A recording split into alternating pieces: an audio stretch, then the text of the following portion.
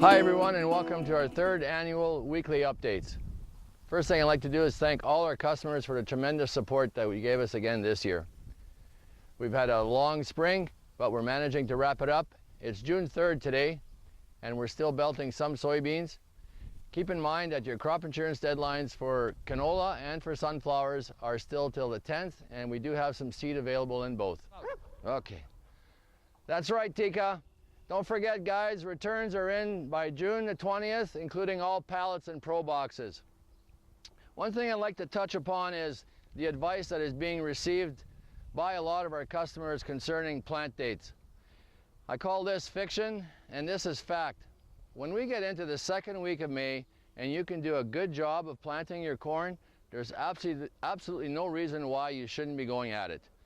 We had some calls also on May 18th and May 22nd about whether or not it was too early to plant soybeans. I really feel as if that is well within the days that we should be planting, and the ground was warm and there was no reason to wait. Please, we have 32 years of experience in dealing with these crops. Please contact us anytime for advice. And I just thought I'd take a minute to update the area percentage as far as acres in our area. In our estimate, because of the 3-inch rain that happened in our region, or part of the region, we think that perhaps 85 to 90% of the corn will hit the ground. As far as soybeans, it could be 85 to 90 also.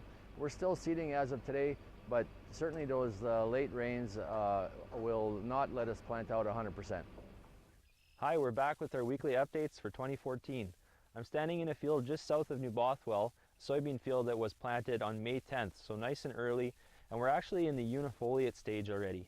So this field has a great head start, and that's because the grower got out there and made sure to plant as early as he could, even though soil temperatures were a little bit less than ideal. This week, I want to cover planting corn a little bit early, planting soybeans early, talk about flea beetles, which we're seeing in canola, rolling soybeans after emergence, and even talk about glyphosate timing in Roundup Ready soybeans and corn. Spraying glyphosate on Roundup Ready soybeans can be done safely at the first trifoliate stage. So for proper staging, you can see here we have the 2 cotyledons, and then we have what they call the unifoliate leaves that come out.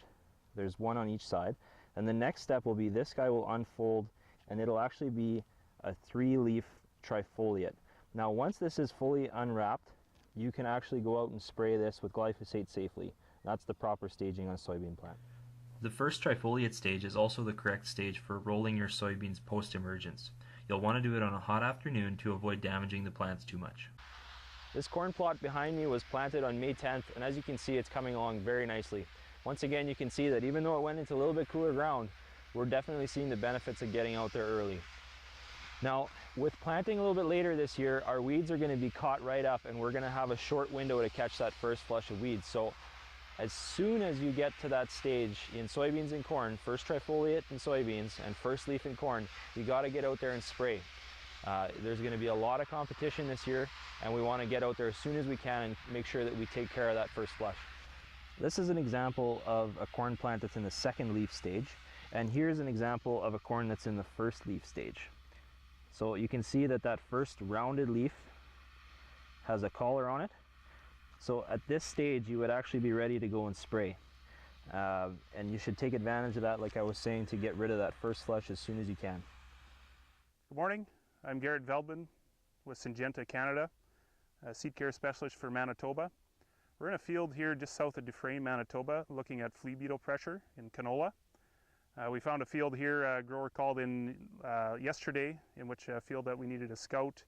Looking at flea beetle pressure, he was nearing the 20 to 25% mark.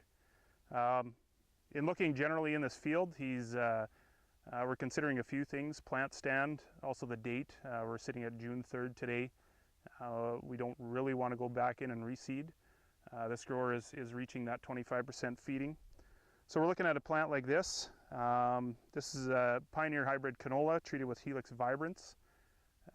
When a grower has Helix Vibrance on his canola, he is qualified for the Helix Assurance offer, in which that grower would receive an application of Matador.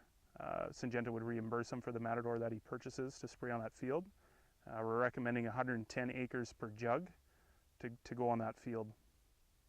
So when you see pressure starting to climb into that 20 to 25% range, please give either your local rep a call, such as Mark Cutlet Seeds or a Syngenta rep, so we can look at these issues and get on top of them.